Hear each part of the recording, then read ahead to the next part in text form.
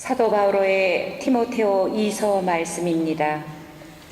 사랑하는 그대여, 데마스는 현세를 사랑한 나머지 나를 버리고 데살로니가로 가고, 크레스켄스는 갈라티아로, 티도는 달마티아로 갔습니다. 루카만 나와 함께 있습니다. 마르코는 내 직무에 요긴한 사람이니 함께 데리고 오십시오. 디키코스는 내가 에페소로 보냅니다. 올 때 내가 트로아스에 있는 카르포스의 집에 두고 온 외투와 책들, 특히 양피지 책들을 가져오십시오. 구리 세공장이 알렉산드로스가 나에게 해를 많이 입혔습니다. 주님께서 그의 행실대로 그에게 갚으실 것입니다. 그대도 그를 조심하십시오. 그는 우리의 말에 몹시 반대하였습니다. 나의 첫 변론 때에 아무도 나를 거들어주지 않고 모두 나를 저버렸습니다.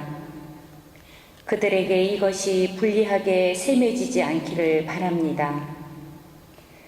그러나 주님께서는 내 곁에 계시면서 나를 굳세게 해 주셨습니다. 나를 통하여 복음 선포가 완수되고 모든 민족들이 그것을 듣게 하시려는 것이었습니다. 주님의 말씀입니다. 주님 감사합니다.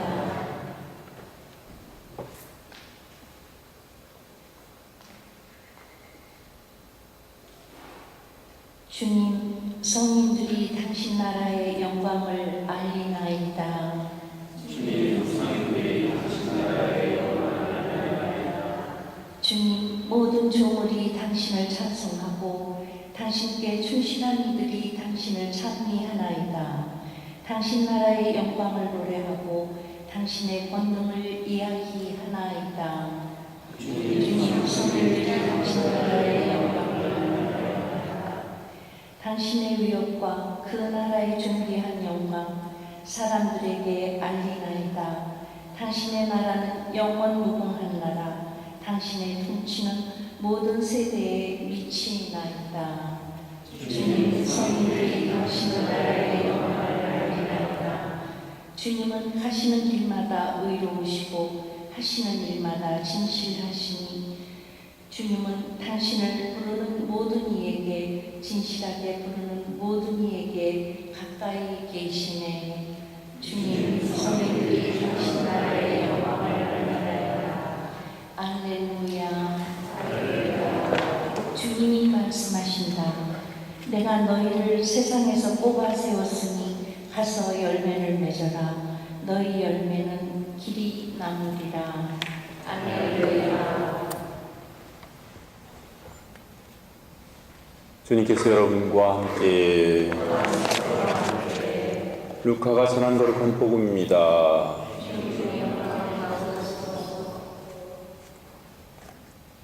그때 주님께서는 다른 제자 72명을 지명하시어 몸소 가시려는 모든 고을과 고장으로 당신의 앞서 둘씩 보내시며 그들에게 말씀하셨다.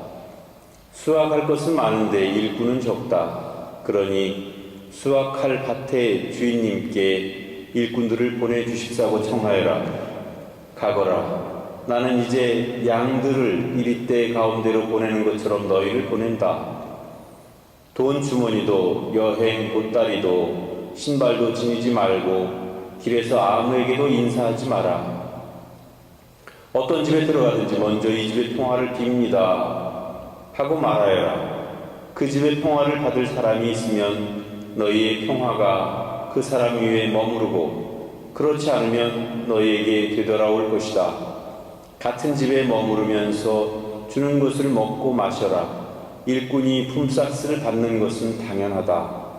이 집 저 집으로 옮겨 다니지 마라. 어떤 고을에 들어가든지 너희를 받아들이면 차려주는 음식을 먹어라.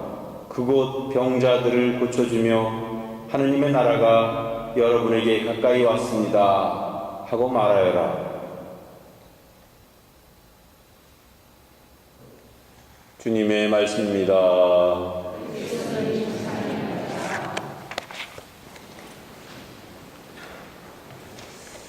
우리에게는 사복음서가 있는데 그 중에서도 특별히 마테오, 마르코, 루카 이 복음서를 공관 복음서라고 하죠. 그래서 어떤 때 보면 그 이쪽에 나온 내용이 저쪽에도 나오고 저쪽에 나온 내용이 이쪽에도 나오고 그래가지고 그 중에 하나만 읽으면 다 되는데 왜 복음서를 3개씩이나 다 읽어야 되나 그런 의문이 들 때가 있을 겁니다.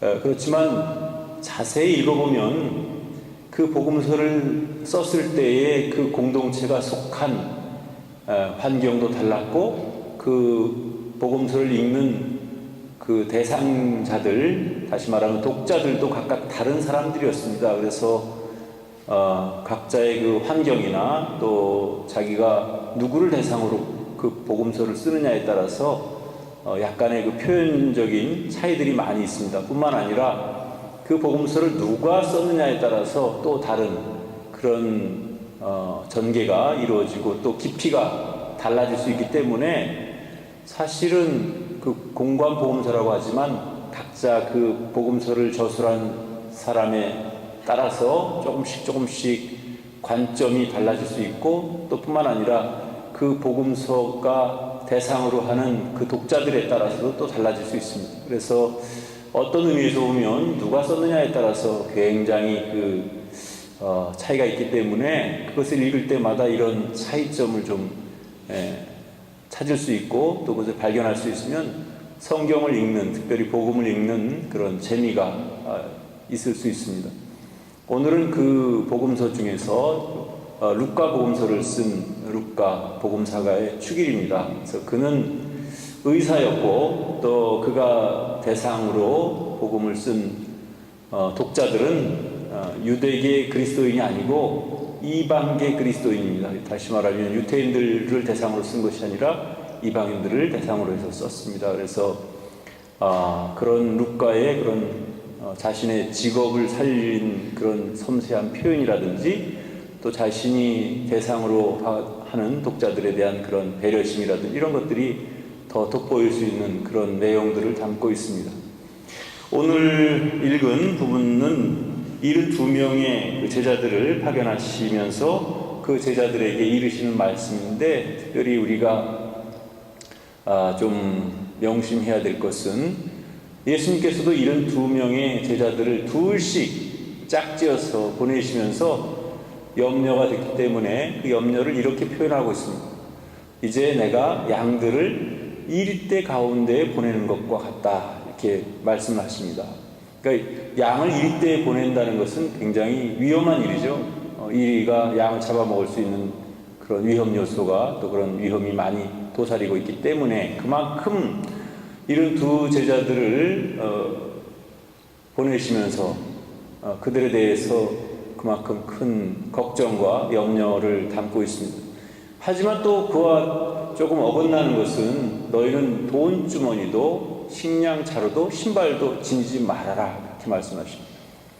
사실 여행을 떠나는 데 있어서 돈도 있어야 되고 옷도 있어야 되고 뿐만 아니라 그 당시에는 그 신발도 여벌의 신발도 있어야 될 그런 상황인데 그런 것 모든 걸 지니지 말라고 그렇게 말씀하십니다.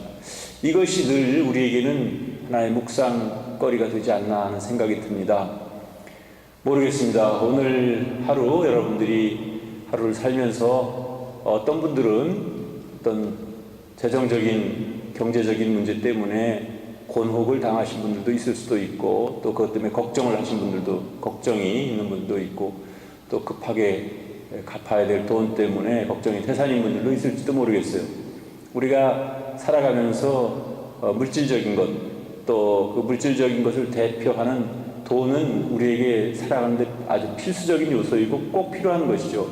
그러나 그런 모든 것들 중요하고 소중한 것은 너무나 잘 알지만 그것에 노예가 되어서는 안 되겠다. 그것에 붙잡혀서 내가 하나님을 잃고 또 신앙생활을 제대로 할 수 없을 정도가 되면 안 되겠다는 그런 의미로 받아들이면 좋을 것 같습니다. 그래서 복음 전파를 위해서 떠나는 제자들에게 뭐 단순히 아무것도 지니지 말라는 데에 그런 핵심이 있는 것이 아니라 오히려 그런 것보다는 하느님 나라를 전파한다는 너희들의 그 사명, 목적의식을 잃지 말아라 하는 그런 의미로 우리가 받아들일 수 있을 것 같습니다.